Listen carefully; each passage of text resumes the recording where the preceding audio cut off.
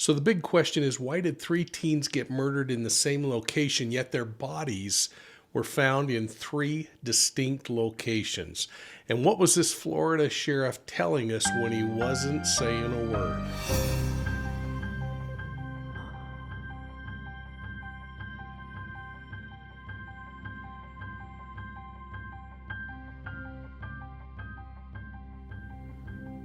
Well, hey everybody, welcome to Profiling Evil, and thanks for joining us for this quick session on the three Florida teens and everything that's unfolded in just the last couple of days. You see, these three teens were killed by gunshots last week, and I joined Ashley Banfield on News Nation last night to talk about what we're learning when the sheriff isn't saying much. First, we talked about the victims in this case and how much we can learn about the perpetrator by becoming more familiar with the victim. We call it victimology, and it helps us understand who they are, why they became a victim, and hopefully help point us toward who the potential predators in this case might be.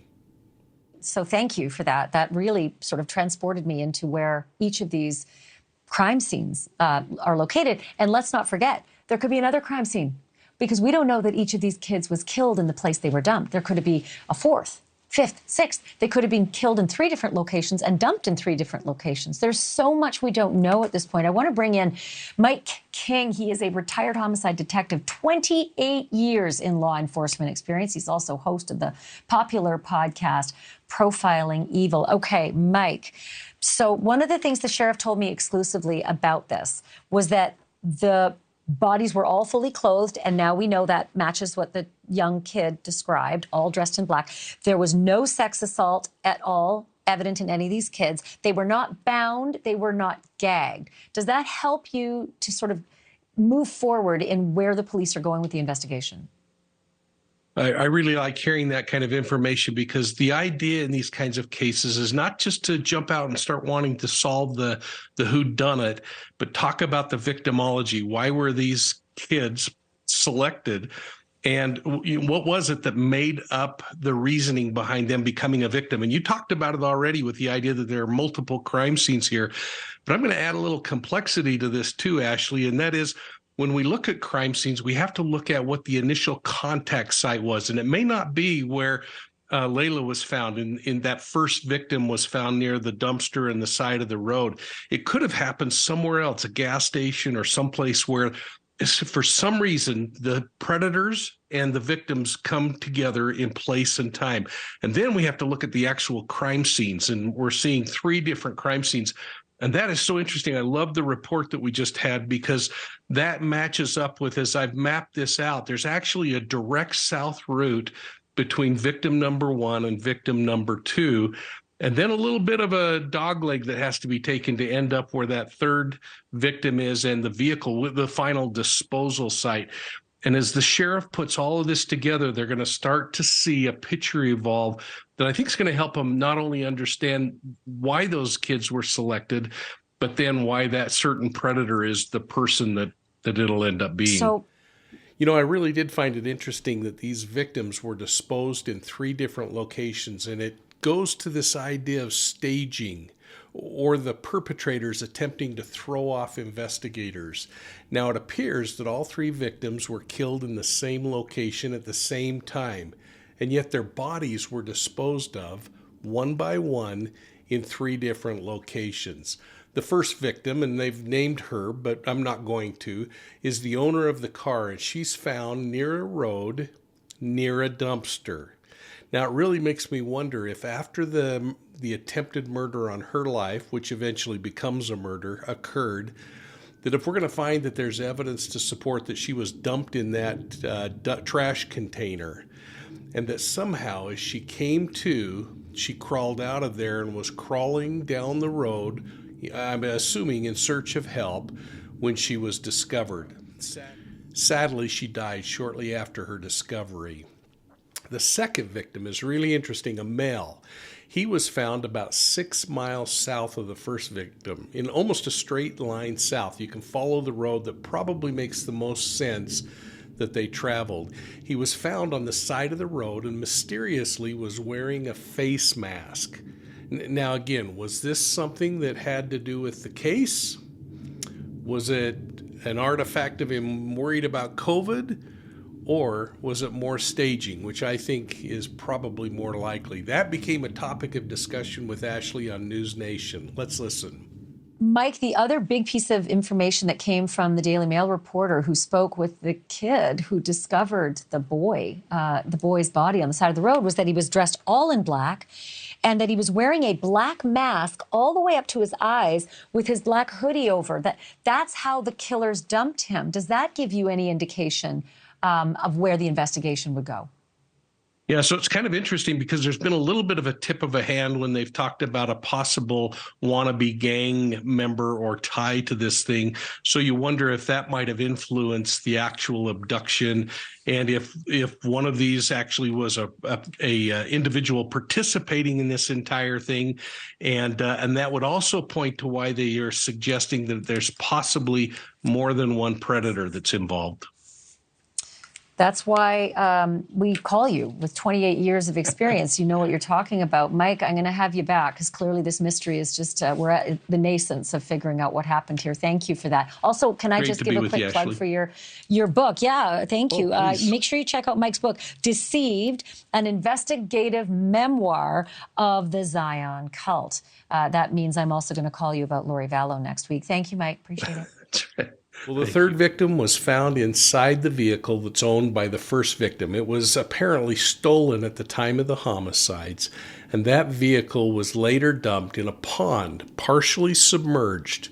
It took police an extra day to find that vehicle, and police haven't released where the victim was inside the vehicle. But today, Marion County deputies arrested 2 juveniles, a 12-year-old. Can you believe that? 12 years old. And a 17-year-old for these murders. Now, a third suspect's being sought, and information has been put out on who that is. So, let's end this video with the sheriff's press conference announcing the arrests and the individual they're looking for. And I hope you'll take a moment and watch closely the sheriff's reactions, his comments, and I hope you're going to put your comments down below because I'm really interested how you felt about the sheriff's delivery. His directness about this being an issue surrounding crime and criminals and not weapons. Hey, I hope you'll hit that like and subscribe button and ring the bell, and thanks for all your support of Profiling Evil. You can find us on Facebook, Instagram, YouTube, and Twitter. And if you like podcasts, make sure you're checking out Profiling Evil podcasts on your favorite podcast platform. Thanks for supporting us through channel memberships and other things. And folks, again, hit the like and subscribe button. Thanks again, and we'll see you soon at the next crime scene.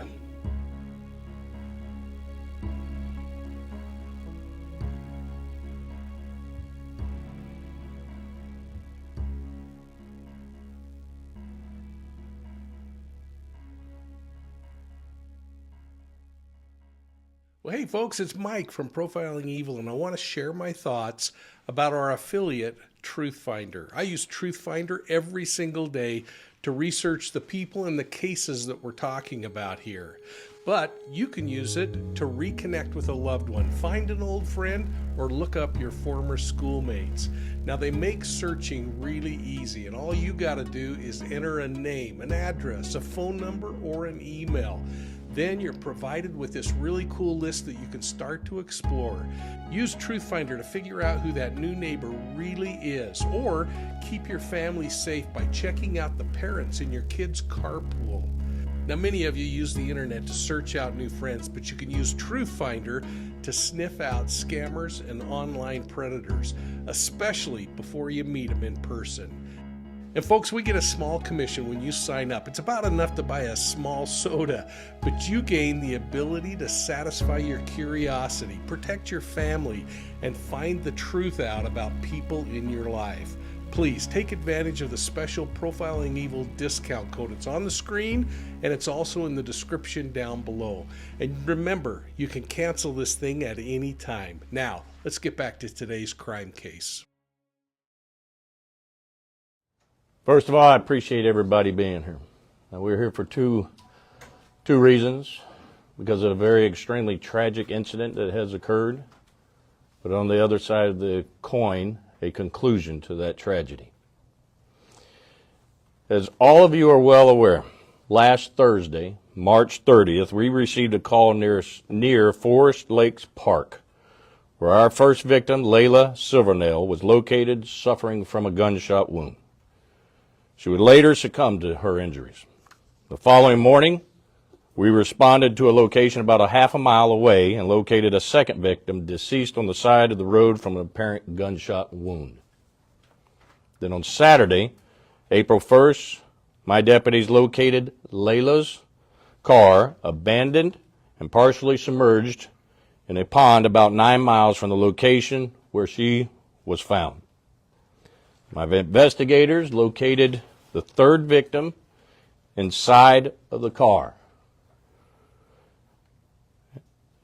And I'll go ahead and tell you, because you've been asking me for specific details. She was located in the trunk. Now, I want to clear up before we get into those details, based on the interviews, digital evidence from her phone, she was there of her own free will. Now, I'm going to start off by thanking all of the entities. If there's ever a true example of law enforcement, communities coming together, and a almost perfect collaboration to come to a conclusion in a week on a triple homicide, is truly amazing. Those entities include the FBI, FDLE, U.S. Marshal's Office, and, in my opinion, probably the best state attorney in the state of Florida for the 5th Judicial Circuit, Bill Gladson's assistant state attorneys. OPD, my deputies, detectives, forensic professionals, and our citizens, who are truly amazing. Now, this one's going to come a shock to you. That includes you, the media. You helped us of getting information. My emotions right now are all over the place because I am so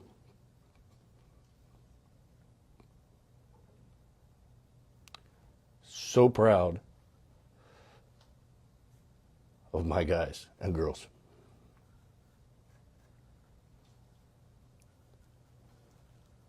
I didn't do a damn thing, but they stepped up to the plate. And yes, you put information out there, and I'll admit this, you wore my ass out of interviews, you hounded me, but don't ever think I didn't use you as well to get the information I needed. Now, the investigators were able to determine that this group of juveniles were involved in committing burglaries and robberies, which they were referred to as a lick. Now, although we had out there that was gang related, we have nothing specific to say that it was any rivalry or anything to such that cause. But however, each and every one of them, in some shape or form, is associated with a gang. Basically, simple terms, there is no honor among thieves. And at some point, these three individuals turned on our three victims and murdered them. Two of them right there. They fled the scenes, but left a lot of evidence in their wake. Through the cooperation of the agencies that I previously mentioned and my office, we were able to begin compiling all of the evidence and finding these killers. Now, we were shocked and saddened by the violence, as all of my citizens, because We are shocked not only are the victims juveniles, but the murderers are juveniles as well.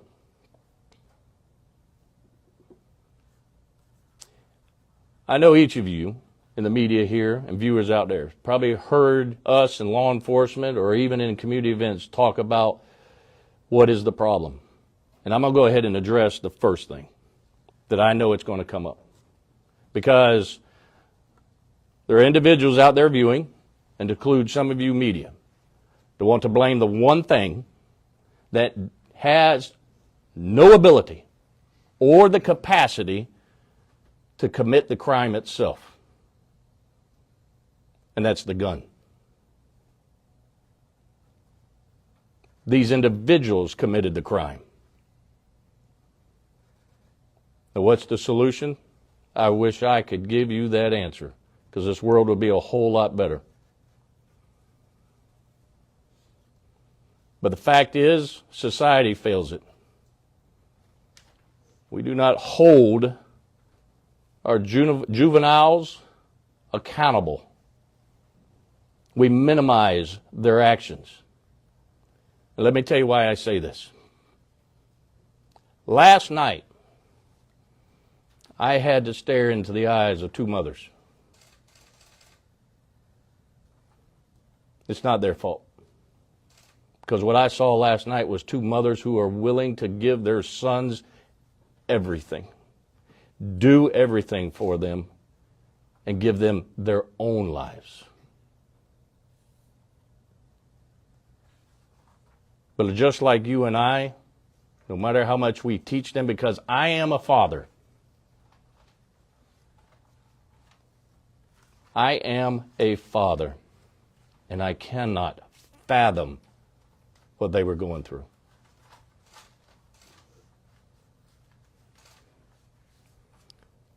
These mothers and mothers across this nation need all of your help. Because here's what infuriates me. I've got a particular media who has a problem with putting photos of juveniles out. Now, we do it what the law says we can do. Put these photos out.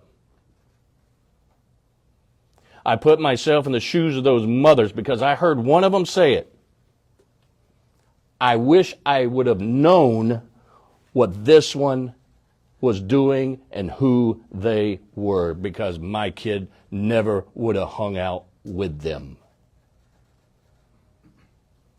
And to think and believe to minimize any actions that is criminal of a juvenile is a disservice, and frankly, stupid to think.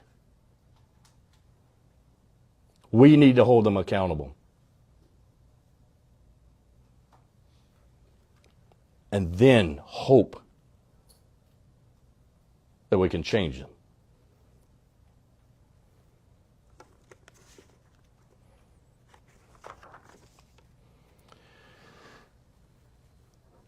I'm not going to be able to give you everything because there is a third suspect that we were unable to locate last night.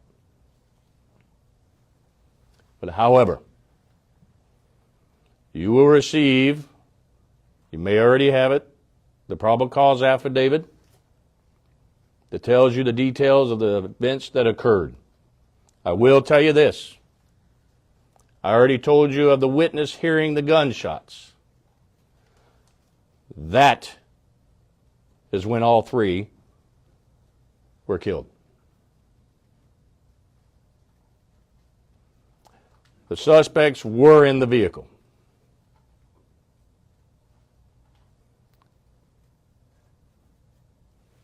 This individual, who is a juvenile also, is who we're looking for. Now, I'm talking to the viewers. Some of you know him, you know where he is, and you need to turn him in. Now, I will get him. I will find him. and justice will be completed.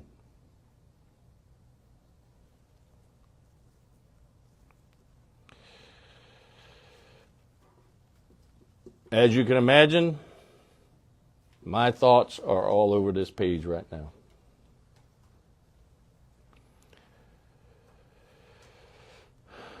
Fighting these type of crimes requires all of us to come together as a community. And Marion County stepped up to the plate. And we've been successful. Now, I know I've forgotten something, and I'm missing something, so I'm going to open up the floor to questions. Any type of motive given? Mentioned it, robbery. Sheriff Woods, Go to her first. I want to clarify. I know you said the suspects were in the vehicle. So are you saying all 6 were in there at one time? Yes, ma'am. And so the 3 individuals, the 2 that are in custody, and this person, they turned on the other 3 in the vehicle, and that's how this unfolded. That's correct. In the commission of a robbery of the 3 victims? Not going to get into too many more of those details because of the third suspect being out. Sheriff Wood, Ted Williams with Fox News. Did the suspects and the 3 dead teens, have you been able to determine how long they've known each other? Short time? Sheriff, you mentioned the gun. Do we know how the suspects got a hold of the weapon? Car burglaries. Yeah. Ain't that right? All the gun laws we got in place didn't prevent it, did it? Neither will any new ones. Because here's the fact. The bad guy is going to get a gun no matter what law you have put in place. These juveniles shouldn't even possess a handgun. But they did. And I'll go back to you. Add your question. A simple burglary, as some people will say, but I don't consider anything simple when it comes to a burglary. The law allows me, I'll plaster their face up on this page, up on my page, up on media. I will hand it out if the law allows me, because parents have the right to know who their kids are hanging out with and preventing this. What did the suspect's parents say when you spoke with them about their arrest? I personally didn't speak to them about the arrest. It was immediately after the interviews in which I talked to the mothers. But really, they don't have a whole lot to say.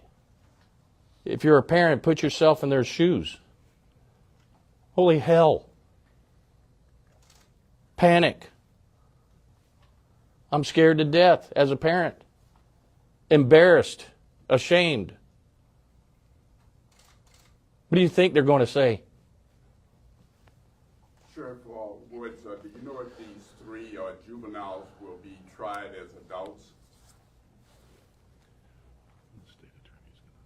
All right, State Attorney's Office is reviewing that right now, okay? So I don't want to say yes and then it turn around no, then you'll end up calling me a liar at some point. So What does to kind of piggyback off that, so what does accountability look like for you? I know you talked about juveniles being held accountable for their actions.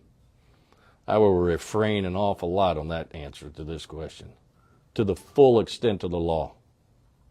Okay, don't take me wrong. I might be hard on people, but I also have a heart. And I've already told you, I am a father. But here's the one thing my boys know. Growing up, the freaking barber had my permission to whip their asses. And not only that, when this stuff came up on TV, I pointed them. I said, you don't have to worry about the law coming after you. Full extent. Because they took a life. Are y'all comprehending that? They took a life without thought. They deserved the full extent of the law. Had you come in contact with these teens before? Because I see previous incidents? I personally haven't, but have we? Minimum contact. I can tell you right now. I know somebody over here had a question. Sure. Andy? Do I understand correctly that the 3 victims were an active part of crimes prior to their deaths with these 3? Is that correct? I don't want to give too much detailed information, okay? But let me put it this way. My dad was a fireman. Always said, where there's smoke, there's fire, okay? Folks, don't ask dumbass questions. And Andy, I apologize. But really? Do I have to spell it out to you? What do you think they were doing? They're associated with a gang, and I've told some of y'all in interviews, gangs don't go to church on Sunday and then preach the gospel for the next 6 days. They're gangs because they commit crimes. How simple is this idea? Where are we losing it? And I know we're going long, but this is my press conference, not yours. Sheriff, Yes. If all 6 were committing crimes, do you know why the 3 turned on the other 3? I can't divulge that. I wish I could tell you. I'll tell you when we get this one. Okay? Listen, I want to tell you everything. I really do. And since day one, I've wanted to tell you anything. They have had a leash on me like you wouldn't believe. Next. Let's get somebody new. Do we know the timeline of the 3 victims in terms of how they were shot? Was it all at once? And then? Hold back. Okay. You heard the bosses. Do you know how they were apprehended? Were they hanging out somewhere? How were you able to catch up with them? Do you want to? Go ahead. The one subject on the previous photo, Rob Robinson, was in custody already at the juvenile detention facility. And the Christopher Atkins, the 12-year-old, at his house yesterday after serving a search warrant. So they weren't on the run or anything. Were they even surprised to even see you show up? Yes, they were very surprised we showed up. Are you able to make any statements as to what they said? I'll leave that to the sheriff. No, you'll get that eventually. We told you he was in DJJ. He was arrested by OPD the next morning after the murder. What were the charges on that? In an affray at the school. Oh, that's what I call a light bulb coming on right there. Remember I just talked about minimizing and holding students accountable? Our school districts, not just here, I'm not going to point out just mine, school districts across this state and across this nation need to quit minimizing the actions of their students. Hold them accountable. That's where the failure is. Do we know where the last suspect was seen? You want to get? The last place he was seen. We're going to hold that one. Did all 3 have guns, or was it just one gun? And which one pulled the trigger? Do we know that at this time? All right. Some of that I'm not going to answer. Okay. Some of it I will. The one I will is the 2 confessed to shooting our 3rd victim in the trunk. How many guns were involved? I'm not going to answer that one. I appreciate your questions. You wouldn't be doing your job if you didn't ask. Any others? Sheriff, does the 3rd suspect, does the public need to worry about him? No, the community doesn't need to worry about him outside of I want them to find him. That's what they need to worry about, is locating him for me. And they do. If you ain't ever watched my Wanted by Woods Wednesday, that's successful and they find them. I'll allow one more. Are these juveniles all students at the same school? No. All righty. Thank you.